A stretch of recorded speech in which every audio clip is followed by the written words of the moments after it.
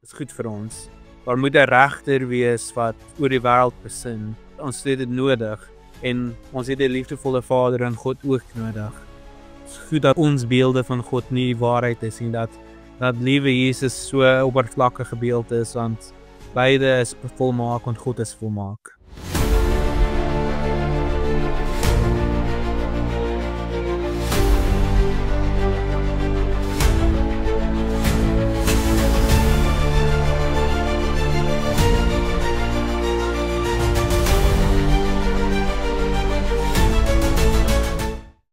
Goeiedag luisteraars en welkom by Om die Woord.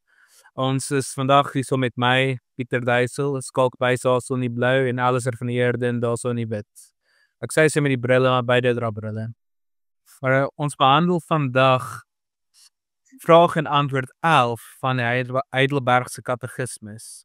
En ek sal hom vir ons voorlees. Die vraag is God dan nie ook barmhartig nie?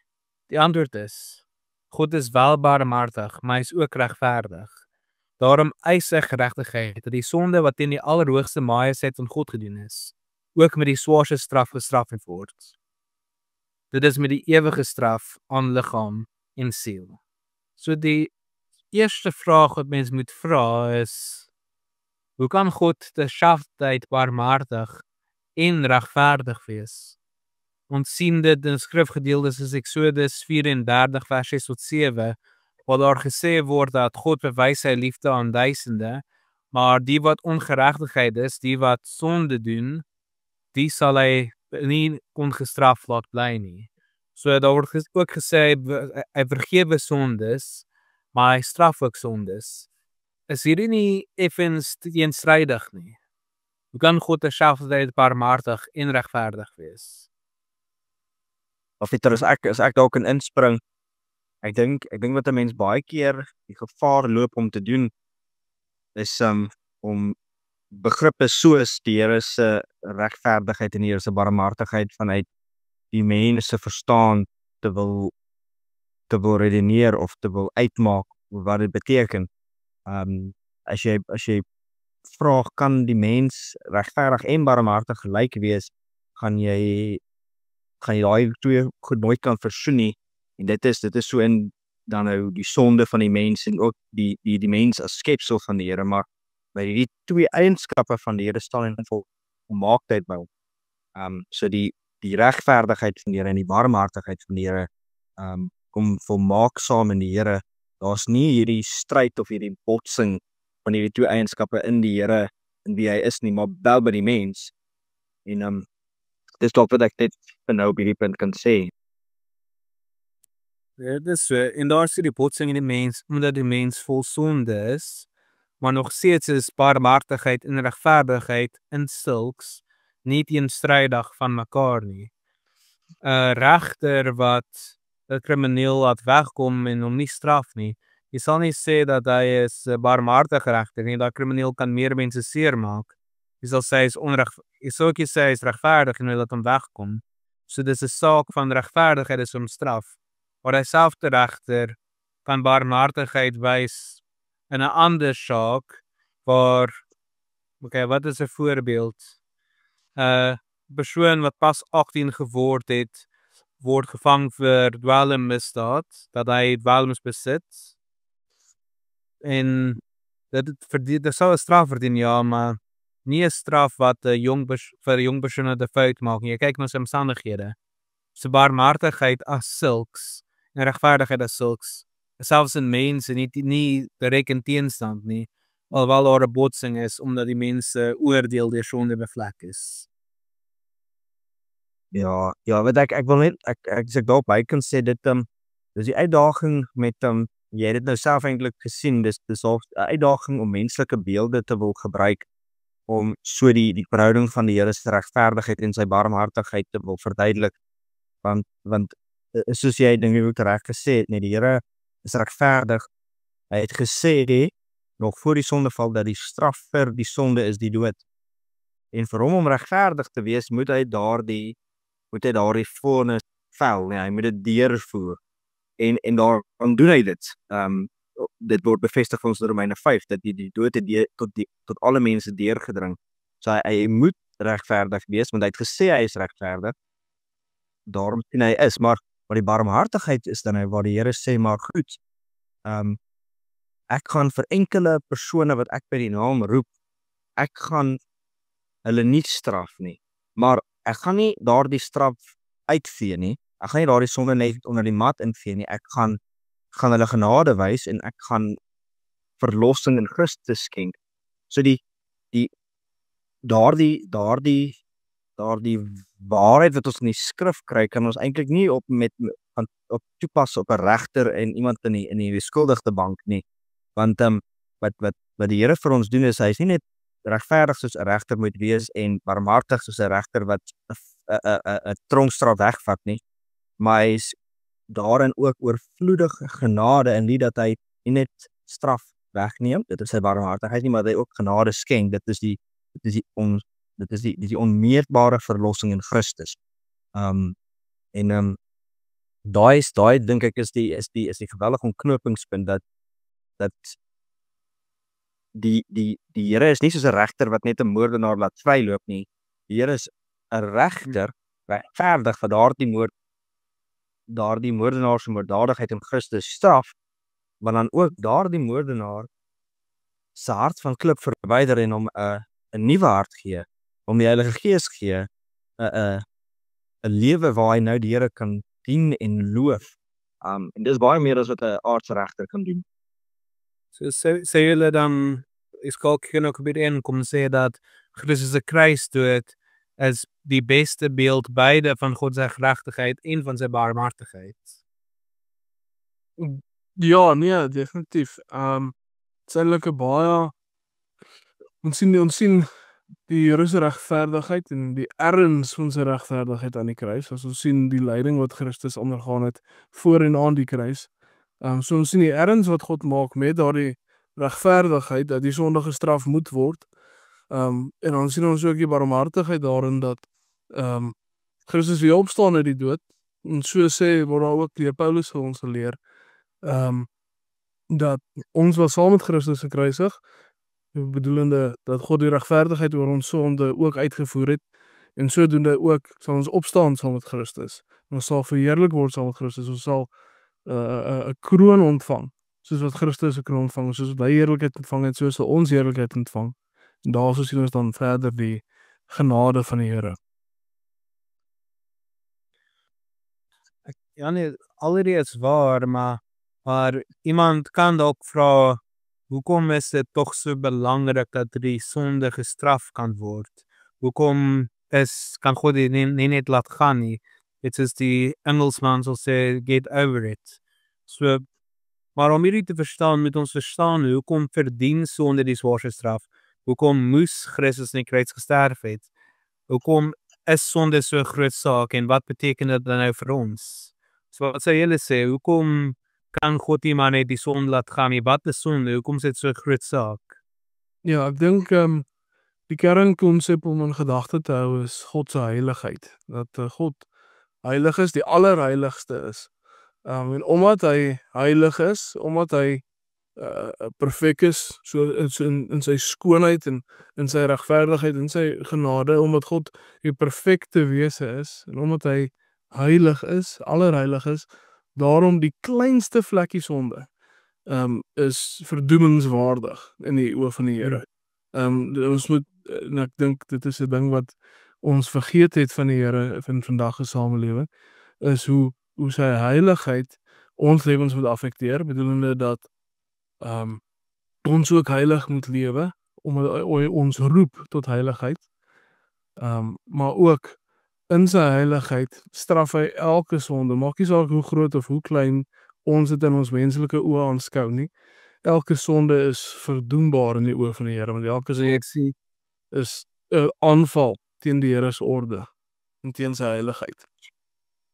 En as God met die perfektheid self is, heiligheid self is, die bron van alle goed is, dan is dit wat teen dit ingaan outomaties sleg en strafbaar.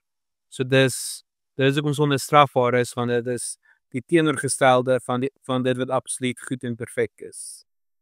Ja, wat ek dalk net kan bysê, daai vraag Pieter wat jy gevra het oor nee, kan die Here dit nie net laat gaan nie.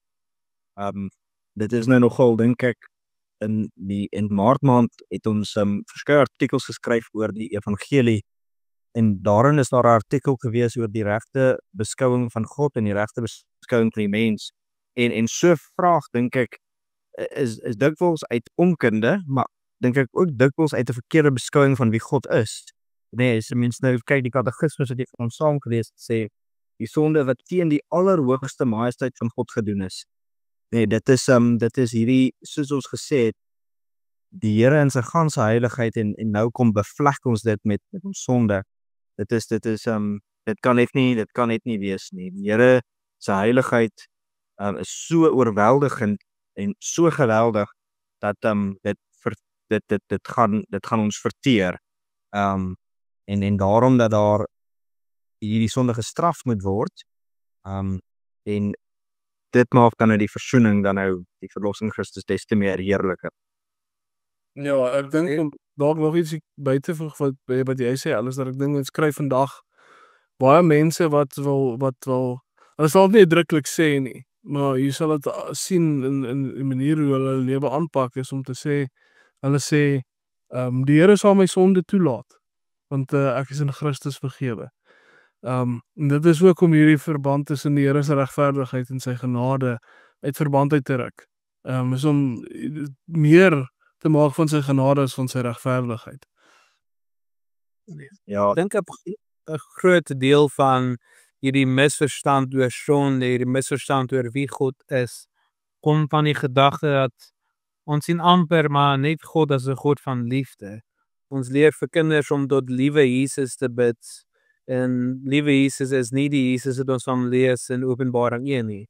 Ja, Christus, deel van sy karakter is liewe Jesus, maar dit is nie al wie hy is nie. Dit is 'n baie eensidige beeld van hom. So ons lees tog in Hebreërs 12 vers 29 dat God is 'n verterende vuur. Ons lees dieselfde in Deuteronomium 4 vers 24.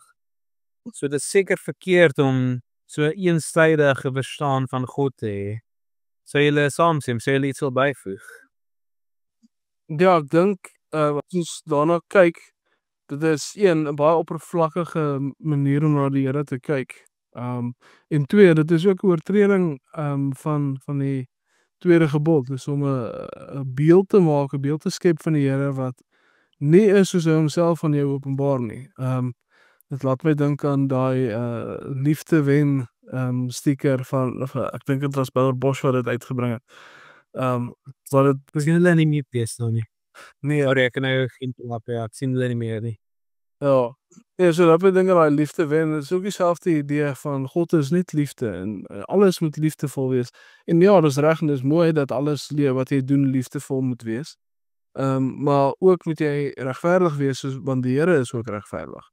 Ons moenie 'n afgod maak van die Here nie. Ons moet die Here volg soos hy homself openbaar. Ons moet doen wat hy sê, want hy openbaar homself deur sy skrif meer as net liefdevol. Hy's nie 'n een eienskap wese nie. Ja, is nie.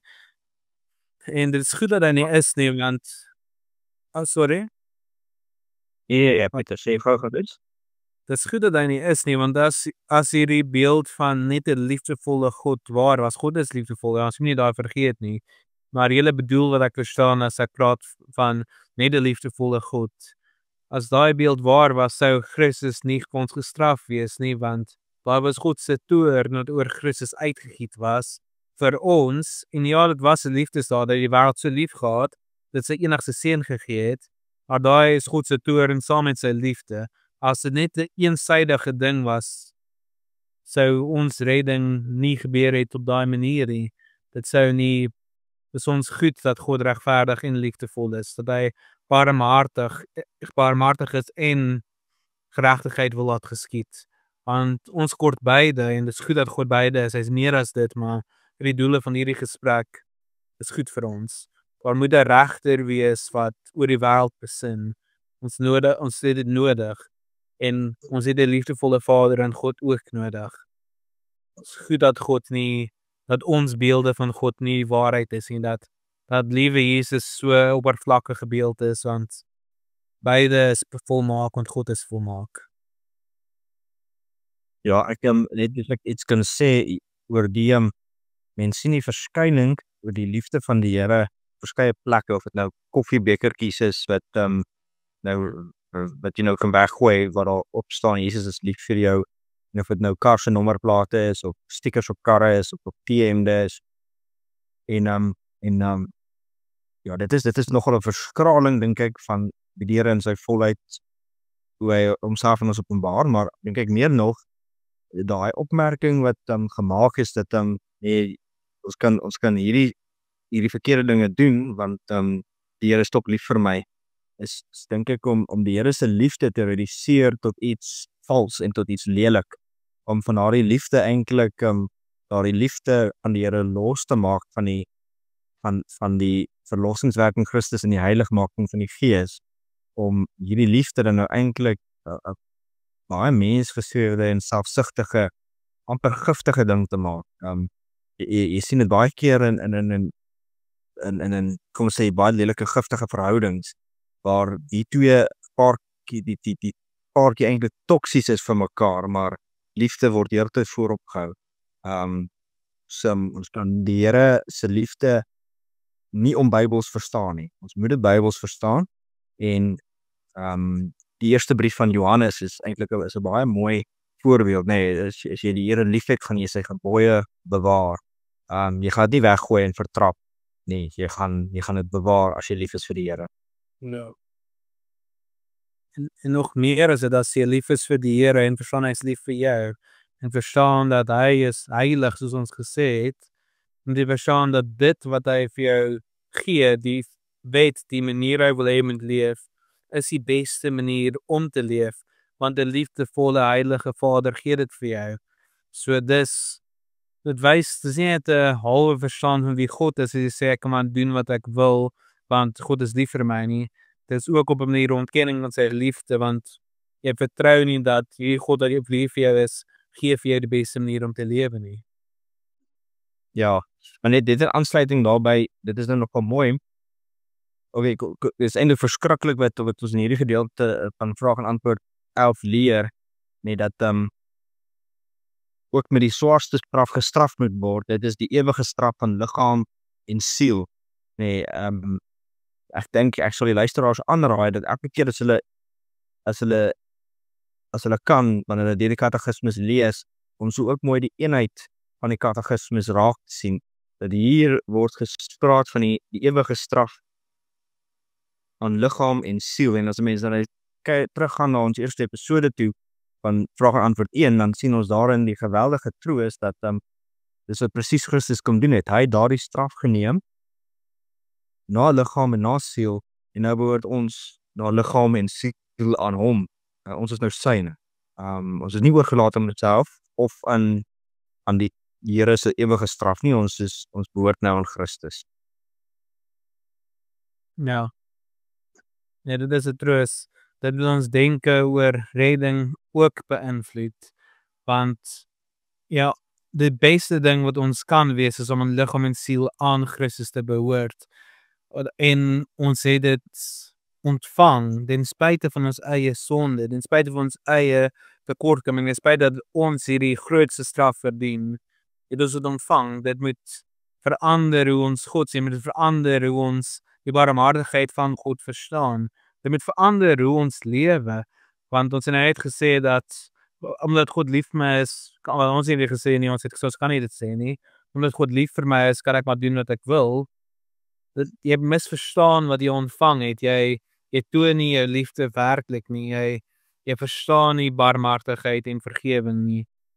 Dit is die halfhartige verstaan van 'n God van liefde wat nie straf nie, is so half dat dit maar niks beteken nie.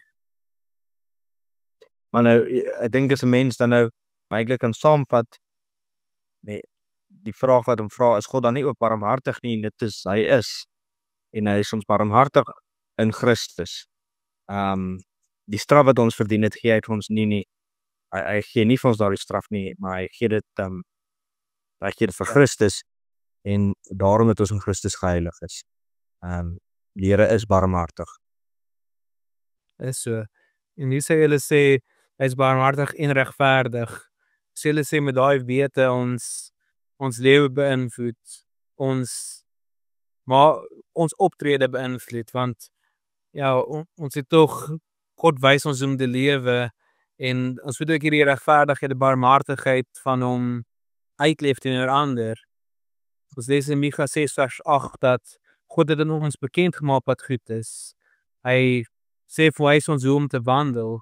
Ons kry in skrifgedeeltes soos Efesiërs 4:32 opdragte om vriendelik met mekaar te wees en deernis met mekaar te hê, want ons is in Christus vergewe. In kort, hanteer ander met genade want jy self het genade ontvang.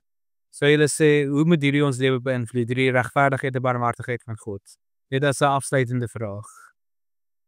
Ja, ek dink Alistair het dit eintlik nou mooi gestel is dit moet ons dankbaar maak en in daai dankbaarheid wil ons dan God se gebooie bewaar. In Johannes, brief van 1 Johannes vir ook mooi saam in liefde en in waarheid te leef en die teenwoordigheid van die Here sy gebooie te bewaar. Ja, ek dink dit is 'n mooi samevattende wyse hoe ons lewens moet inrig. Okay. Ja, dit is so. Het is wonderlik om te weet dat God is liefvol en barmhartig en dat sy daar volle God, ons is nie die halwe liewe Christus nie. Maar met dit, dink ek, sluit ons af. Totsiens luisteraars. Sien julle volgende week weer.